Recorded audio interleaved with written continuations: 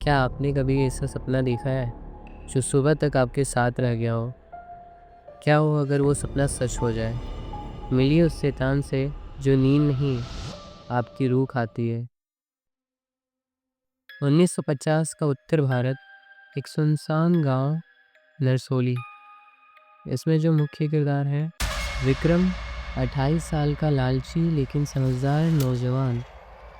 बुजुर्ग नानी, गांव की एकमात्र जीवित महिला जिसे असली राज पता है।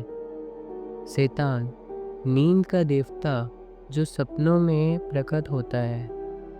गुड्डी, विक्रम की छोटी बहन जो नींद में खो जाती है।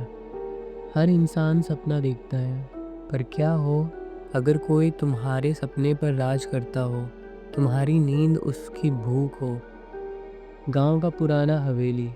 विक्रम और उसकी बहन गुड्डी बाहर खड़े हैं। गुड्डी, भैया, हमें यहाँ नहीं रुकना चाहिए, यह हवेली ठीक नहीं लगती। विक्रम हंसते हुए, अरे पगली, ये तो बापू की विरासत है, अब देख इसी में खजाना छिपा है। दीवारों पर अजीब से चित्र, जैसे आधा इंसान आधा जानवर जैसा चित्र।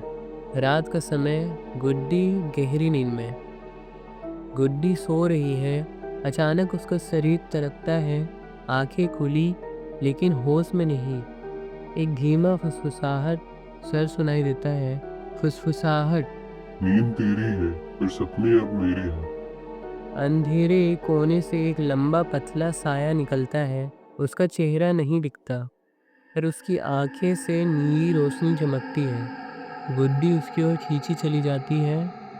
अगली सुबह विक्रम, परेशान होकर, गुड्डी उठो, ये क्या हाल है, तू चल भी नहीं पा रही।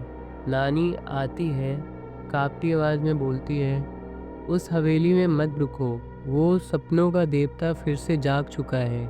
70 साल पहले भी बच्चों को नींद में ले जाता था। उसकी भूख नींद में दिखते डर है। रहस्य खुलता है। नानी, वो कोई भगवान नहीं था, वो राक्षस था। लोग उसे शैतान कहते थे, एक श्रापित देवता जो सोते इंसानों के सपने को खाकर जीवित रहता है। उसे बुलाने के लिए एक विशेष मंत्र पढ़ा जाता है, जो तुम्हारे पापा ने कभी गलती से पढ़ा था। विक्रम, तू उसे हराए कैसे? नानी, नींद से नहीं, जागते दिमाग से। सपनों में नहीं, हकीकत में उसका सामना करना होगा। लेकिन ध्यान रखना, अगर डर गए तो हमेशा के लिए सपने में कैद हो जाओगे। विक्रम एक रात जागता है, मंत्र पढ़ता है, खुद को नींद में जाने देता है। सपना शुरू होता है। चारों ओर लाल धुंध, चीखें और वही राक्षस सामने आता है। शैतान भारी आवाज में बोलता है, क्या तुम मुझे नींद का दान दोगे या अपनी यादें? विक्रम हिम्मत से, मैं कुछ नहीं दूंगा, तू बस सपना है और मैं अब जाग चुका हूँ। विक्रम चिल्लाता है, सपना टूटता है। अचानक हवेली कांपने लगती है, दीवारों से धुआं निकलता है और शैतान की चीख दूर हो जाती है। हवेली के बाहर गुड्डी खुश होकर, भैया मैंने आज सपना देखा, पर अब डर नहीं लगा। विक्रम मुस्कुराते हुए, क्योंकि अब वो सपना किसी और का नहीं, हमारा है।